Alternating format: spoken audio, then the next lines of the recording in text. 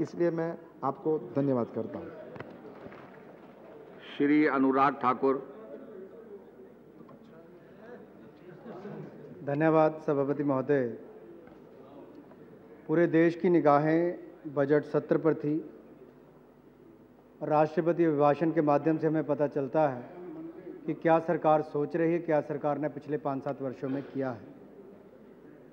मुझे लगा शायद चुनाव परिणाम सरकार की आंखें खोलेंगे, लेकिन वो खुली नहीं। जो पिछले जितने मर्जी आप अभिभाषण राष्ट्रपति जी के उठाकर देखें, वो कागजों तक ही सीमित होकर रह गए। 65% बातें ऐसी हैं जो किताबों और उन कागजों से बाहर नहीं निकल पाई, उन पर कुछ नहीं हो पाया। मुझे लगता है राष्ट्रपति जी ने कभी ये गर्व के साथ नहीं कहा होगा कि मेरी सरकार ने कहा है। पढ़ने के लिए पढ़ना पड़ता होगा मजबूरी में जो सरकार ने लिखकर दिया, लेकिन सच्चाई ये है कि आज आम आदमी इस देश में त्रस्त है और जो 5 राज्यों के चुनावी नतीजे आए हैं उसमें जो धरातल पर जो इनकी हालत है वो देश की जनता ने दिखाई है। एक एक केंद्रीय मंत्री ने प्रयास किया कि देश को बांटा जाए, चाहे धार्मिक आरक्षण के नाम पर बात हो, चाहे संवैधानिक संस्थाओं की बात हो, उसकी धज्जियां उड़ाने तक का प्रयास किया तो केंद्रीय मंत्रियों ने किया है। बाद में चाहे माफी मांग ली हो, लेकिन उससे भी जनता ने वोट नहीं दिए। जनता जागरूक हो गई है, काम करके देना पड़ता है। 211 सभा से कुछ होने वाला नहीं, 26 सीटें ही आएंगी। लेकिन अभी भी नहीं जागोगे। रेलवे बजट आता है और शाम को रेल मंत्री के इस्तीफे की बात होती है। क्या इस तरफ देश को जाना है? तय हमें यह बात करनी संसद में कि क्या इस देश को किस दिशा में लेकर जाना है। सदन के एक वरिष्ठ नेता आदरणीय गिरिजा जी ने अपने जब भाषण में यहां कहा, मैं बड़ी उम्मीद के साथ बैठा था। एक महिला होने के नाते शायद राष्ट्रपति जी जो नहीं कह पाई, गिरिजा जी वो कहेंगी। यूपीए की चेयरपर्सन यहां पर बैठी हुई थी, काश इन्होंने कहा होता 70% महिलाएं एनीमिक है देश में, हमारी ये सरकार ये करने वाली है। नहीं बात आई। काश ये कहा होता 50% बच्चे कुपोषण का शिकार हैं, हमारी ये सरकार करने वाली है। बच्चे भूख से मर रहे हैं। केवल राइट टू एजुकेशन बिल लाने से कुछ नहीं होगा, सरकारों पर थोपने से कुछ नहीं होगा, संघीय ढांचे को तोड़ने से कुछ नहीं होगा। आपको सरकारों से बातचीत करनी पड़ेगी, नहीं तो जो आपके प्रदेश उत्तराखंड में आज हालत है कि ऊपर से लाकर नेता बिठा दो, नीचे कोई मानने के लिए तैयार नहीं होता, ऐसी हालत आज देश में होने वाली है। हम किस और जा रहे हैं? विदेशों में जाते हैं तो सब लोग पूछते हैं भारत में क्या होने वाला है, क्या आप करप्शन पर कोई कदम उठाने वाले हो? मैं क्या कहूं कि हमारी जो सत्ता पक्ष की पार्टी है वो राज्यसभा में उल्टे पांव भाग लेती है मध्य रात्रि में। हमारे पास कोई जवाब नहीं होता वहां पर। आप ही बता दीजिए देश को किस तरफ जाना है। मैं तो एक छोटे से प्रदेश हिमाचल प्रदेश से आता हूं। मैं धन्यवादी हूं अटल बिहारी वाजपेयी जी का। इंडस्ट्रियल पैकेज दिया था, उत्तराखंड में कांग्रेस की सरकार थी, जम्मू कश्मीर में नेशनल कॉन्फ्रेंस की।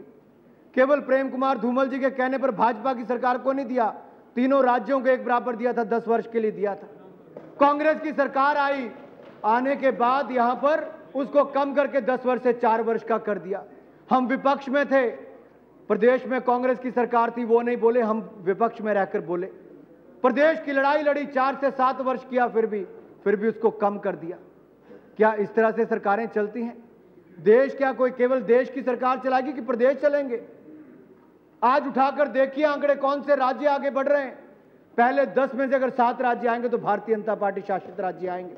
20 सूत्रीय कार्यक्रम में 2 वर्ष लगातार हिमाचल प्रदेश पहले नंबर पर आया।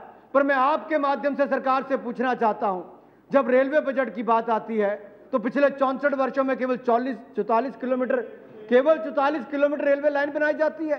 प्रधानमंत्री 2 वर्ष पहले कहते हैं हां लेह तक रेलवे लाइन बननी चाहिए, हजारों करोड़ खर्च करने चाहिए। पिछले 2 वर्षों में एक फूटी कौड़ी तक आप खर्च नहीं करते हैं। यह प्रधानमंत्री जी की बात कर रहा हूं मैं। अगर भोला सिंह जी ने कह भी दिया प्रॉक्सी प्रधानमंत्री, तो मैं कहना चाहता हूं शब्द को काटना नहीं चाहिए, उसको रखना चाहिए। अगर प्रधानमंत्री जी के कहने पर इस देश में कुछ नहीं होता है तो किसके कहने पर होता है? हम उनसे बातचीत करना चाहते हैं। क्या पहाड़ी राज्य के लोग अपनी केवल जान देने पर सीमा पर उसी के लिए बने हैं। लेकिन जब सेना में भर्ती की बात आती है तो केंद्र की सरकार तय कर देती है कि जिस प्रदेश में जितनी जनसंख्या होगी उसके आधार पर सेना में भर्ती की जाएगी। आप भी पहाड़ी राज्य से आते हैं सभापति महोदय, मैं आपसे पूछना चाहता हूं क्या कसूर है हमारा? हम वनों की रक्षा करते हैं, हम देश की रक्षा करते हैं, बदले में हमें यह मिलता है कि हमारे नौजवान को सेना में भर्ती करने के लिए भी हाथ फैलाने पड़ते हैं। नो पे वन रैंक वन पेंशन के नाम पर सरकार पिछले कई वर्षों से कह रही हम करेंगे, लेकिन किया कुछ नहीं। क्या सरकार कुछ करने के पक्ष में है कि नहीं? मैं आपके माध्यम से जानना चाहता हूं। और मैं ये भी जानना चाहता हूं, अगर देश में 7 वर्षों में 2 लाख किसानों ने आत्महत्या की है, महाराष्ट्र और आंध्र के किसानों ने आत्महत्या की है, तो केंद्र की सरकार ने क्या कर लिया? पिछले चुनाव से पहले 70,000 करोड़ बांट तो दिए, लेकिन आज हमारे वहां पर सेब होता है, आपके यहां पर सेब होता है, और सेब आज चाइना से इंपोर्ट किया जाता है। हमारा किसान भूखा मर रहा है। क्या करें उस किसान का? कहां जाएगा वो? ओलावृष्टि होती है, क्या किया जाएगा? क्या सरकार कोई कदम उठाने के लिए तैयार है? अगर रेलवे में कुछ नहीं दिया तो आप भी पहाड़ी राज्य से मैं हाथ जोड़कर निवेदन करता हूं, सरकार से पूछना चाहता हूं, national highway 1470 kilometre Himachal Pradesh में, वहां पर भाजपा की सरकार है तो आपने 0 बजट दिया है। आपने 1 पैसा नहीं देने की बात कही कि वो 1470 किलोमीटर का रखरखाव कैसे करेंगे। प्रदेश सरकार ने कहा 40 करोड़ रुपया चाहिए, आपने 1 रुपया देने से भी इनकार कर दिया। क्या इस तरह से पक्षपात होगा? केंद्र की सरकार चीफ सेक्रेटरीज को, डीजीपी को बुलाती है और आकर क्या कहती हैं? कहती हैं स्टेनोग्राफर मत बन जाइए। मैं आपसे पूछता हूं कैबिनेट सेक्रेटरी क्या ये कहेंगे कि स्टेनोग्राफर मत बन जाइए? मंत्री महोदय बताइए, क्या आपके नीचे जो अधिकारी काम करते हैं क्या वो स्टेनोग्राफर है? कौन सरकार चलाएगा? आप चलाएंगे, अधिकारी चलाएंगे? ये कैबिनेट मंत्री बोलेंगे जाकर, वहां कैबिनेट सेक्रेटरी बोलेंगे जाकर कि प्रदेश के डीजीपी और चीफ सेक्रेटरी स्टेनोग्राफर ना बन जाए? हम किस दिशा में जा रहे हैं? कम्युनल वायलेंस बिल आप लाते हैं, देश को तोड़ने का प्रयास करते हैं, धार्मिक करप्शन आप लाते हैं, एनसीटीसी आप लाते हैं, आपकी अपनी सरकारें नहीं मानती हैं और आप थोपने का प्रयास करते हैं। इस तरह की राजनीति इस देश में की जा रही है। संक्षिप्त कीजिए। जो सही मुद्दे हैं, मैं केवल 2 मिनट और लूंगा आपके, संक्षिप्त केवल 2 मिनट और लूंगा। कॉल डैम सन 2000 में बनना शुरू हुआ, हमारी सरकार चले गई। पिछले 12 वर्षों से केंद्र में मंत्री यहां पर खड़े होकर बार बार कहते हैं हाँ हम बिजली की प्रोजेक्ट और ज्यादा प्रोजेक्ट ला रहे हैं और उसकी प्रोडक्शन करेंगे। 12 वर्षों से वो नहीं बना 800 मेगावाट का। विस्थापतियों का वहां पर क्या हाल है उसकी जांच की जाए। पूरी तरह से बुरी हालत है। जम्मू कश्मीर के लिए 1000 करोड़ रुपए दिया जाता है सोलर प्लांट लगाने के लिए, हिमाचल प्रदेश के लिए नहीं दिया जा सकता, उत्तराखंड के लिए नहीं दिया जा सकता। I know you have a special position sir, और मैं पंडित नेहरू जी की बात यहां पर नहीं छेड़ना चाहता। हाँ, मैं चाहता हूं कि उसको जल्द से जल्द विड्रॉ किया जाए, जल्द से जल्द किया जाए। यही देश का दुर्भाग्य है, यही देश का दुर्भाग्य कि वहां पर आर्टिकल 370 लगा हुआ है। देश के हजारों करोड़ रुपए वहां पर खर्च किए जाते हैं।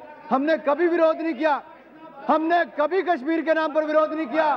देश का एक हिस्सा माना है, लेकिन आपने उसको देश से अलग करके दिखाया है।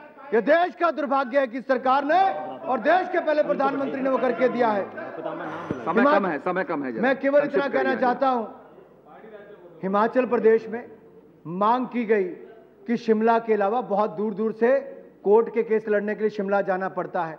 कांगड़ा में एक बेंच खोलना चाहिए हाई कोर्ट का। केंद्र सरकार ने उसको मना कर दिया, कहते हुए कि हाई कोर्ट नहीं मानेगा। मैं आपसे पूछना चाहता हूं, पहाड़ों में 250 किलोमीटर दूर से जब चंबा से चल के लोग शिमला आएंगे तो हजारों रुपए किराया खर्च करके आते हैं, क्या उसके लिए एक बेंच और खोल देंगे तो क्या वो सही नहीं है?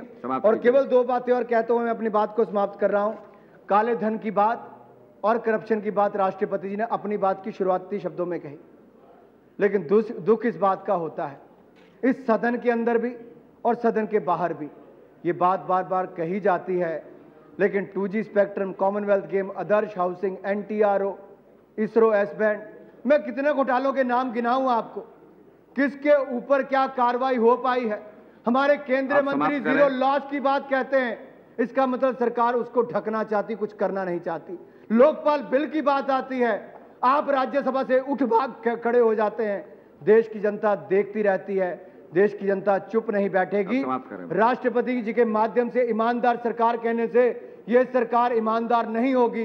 ईमानदार तब होगी, मैं चाहता जब डॉक्टर शशि थरूर और गिरिजा जी कहती कि हाँ हमारी सरकार के समय घोटाले हुए, हमारी सरकार के समय किसानों ने आत्महत्या की, हमारे सरकार के समय करोड़ों बच्चे भूख से मरते हैं लेकिन हम करेंगे, लेकिन वो नहीं कहा, उनका दर्द नहीं सहा, केवल एक राजनीतिक भाषण करके छोड़ दिया।